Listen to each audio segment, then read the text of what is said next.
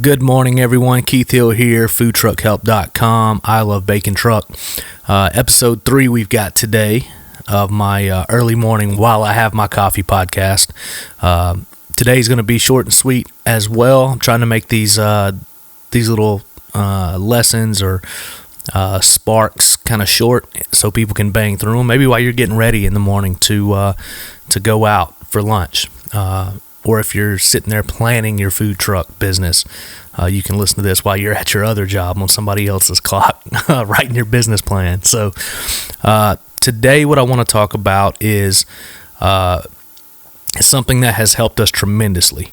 And we put a lot of thought into it in the beginning. A lot of people don't put a lot of thought into what they're doing in the beginning because they don't know any better. But me, from a marketing standpoint, and Josh from a chef standpoint, our big thing was we wanted to be super niche or niche if you're fancy.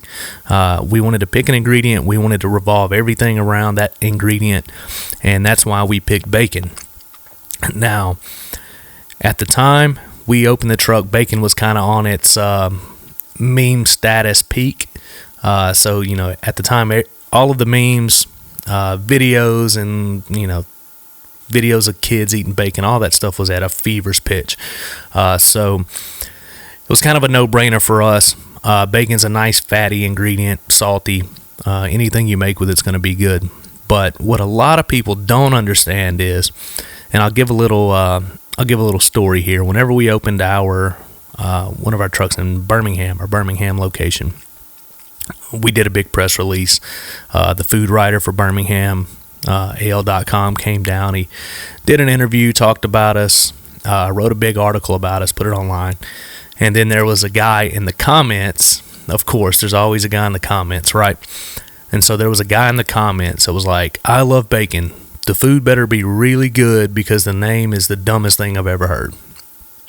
And he continued to roast us. Whenever somebody would reply, he would just talk about how stupid the name is. And, So everybody knows there's the one guy in the comment section. But what that one guy in the comment section did not understand was that I had done a lot of research on that name. So if you don't know about the Google Keyword Planner, go check that out today, especially if you're starting a truck or if you're looking to maybe pivot and do something else and change your concept of your truck. But go to Google Keyword Planner. And so what I did was I went to the Keyword Planner. I started poking around looking for words or phrases, key phrases to do with bacon that people Googled often. So I Love Bacon was born. Now, if you go to Google and you type in "I love bacon," you don't even have to put truck. But if you type in "I love bacon," we are easily the most of the first page. I've actually got it pulled up here just so I could talk about it.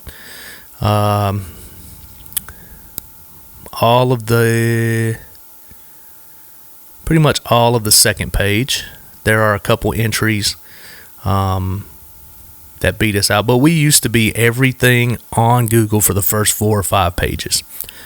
And that was basically the algorithm works where people search "I love bacon," and they could be looking for a t-shirt or a book or a coffee mug or whatever, but they see "I love bacon," they click on it, and then that drives you up in the rankings on Google and gets you all over the first page. So no money spent on SEO. Me, with my very limited knowledge about search engine optimization, did that, and here we are 6 years later, and it all played out. I'm not acting like I was some mastermind who planned this all out, but I had a little bit of knowledge, and that little bit of knowledge went a long way. It basically extrapolated over the 6 years and has all came to a point now to where it's all beautiful and perfect, and I'd like to take credit for it, but it was very limited knowledge on my part. So there you go. But back to the ingredient. I think being the bacon guys has really helped us out. We picked an ingredient, we ran with it. A lot of times we have trouble in incorporating it into dishes. My partner Josh, who is the chef, will come through and he wants to do a special, or he wants to do something for a special event, And then we have to figure out how to put bacon into it without just laying a couple strips of bacon on it, kind of cheating our way through it and phoning it in. So that's something we have to deal with. So if you pick an ingredient, you go down that rabbit hole, you're going to be stuck with it. We are stuck with bacon. There's nothing we can do. There are a couple variations. We do a brisket bacon sometimes, and then we can use pork belly as well. But we're very rigid about sticking to that theme. Our catering, not so much, just because it's not a branded thing. If we're doing a wedding, we don't have to have bacon and everything. That's perfectly okay. But on the truck, everything is bacon or a protein cured and smoked and treated like bacon, or pork belly, which is, uncured bacon, basically. That has helped us become the guy. We can't go anywhere in our hometown without somebody going, "Hey, bacon guy," Josh or me, either one. We kind of own that now. And for a little while, in our younger days, we were like, "Oh man, I'm tired of everybody just calling me bacon guy. Hey, bacon guy," that's all they know, Hey, bacon guy, where you guys at today? But as we were kind of deeper into the business, we realized that that's an extreme plus. People buy me bacon gifts for Christmas. I'm sure I will have, usually some bacon chapstick and some bacon Band-Aids and some other type of bacon something in my stocking from whoever. So even across the family, it's just like, all right, he really loves bacon. And I do love bacon, but it's kind of gotten out of hand. But it's nice to know that whenever anybody thinks about bacon, they think about us. We have become the bacon guys, and that's 100% okay. That's the best marketing anybody could ask for.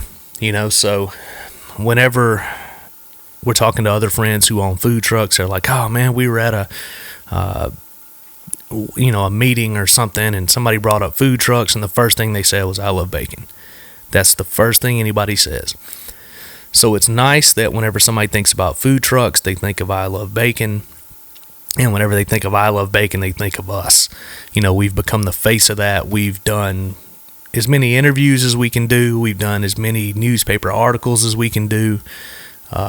Appearances on the news, of course, our appearances on Food Network, and we strive really hard to be, in quotation marks, the bacon guy. So as you're planning a new truck, if you're in those stages right now and you're just kind of getting your plan together, go to your keyword planner in Google, find an ingredient that you can revolve around. I can't think of anybody that's done it any better than the Waffles and Dingus truck in New York.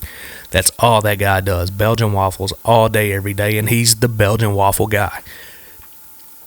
You've got halal guys in New York as well, and they kind of took that to the next level. They just called it. We could have called our truck the Bacon Guys, but we wouldn't have gotten that traffic from Google. So I feel like picking that super simple name from a keyword planner, picking that ingredient, making everything revolve around it has really helped us marketing wise and word of mouth wise in the long run. 6 years deep, and it works for us every day. So take that little piece of advice, if you're planning to pivot with your current food truck or you're starting a new truck, and see if you can make it work for you. Pick something that is amazing. I see a lot of trucks, and this is no hate or shadiness toward them, but I see a lot of trucks who have just like a cafe menu, and it kind of falls flat. And it's more so than anything else, people like things that they can't get anywhere else. When we started, we had the BLT, and that was it, and everything else on the menu was things you could not get anywhere else. So we had a very unique menu. Now we've added a burger, so now we have a BLT and a burger. But we started with things you could not get anywhere else in town. And that really, really worked for us because we would get people hooked on those ingredients, and it was the only place you could get it. And it worked. So take this advice as you're building or starting or growing or pivoting your current business. to roll out a new concept. Take it for what it's worth. It's worked for us. It may all be anecdotal, but it has worked for us, like tremendously to our advantage. So take that, move forward, and I hope this all helps somebody out. If you got a question, I have loaded up the contact form on foodtruckhelp.com. You'll be able to send me a message, and then what I'll start doing is if I get questions, I'll answer those on the podcast. So once again, foodtruckhelp.com.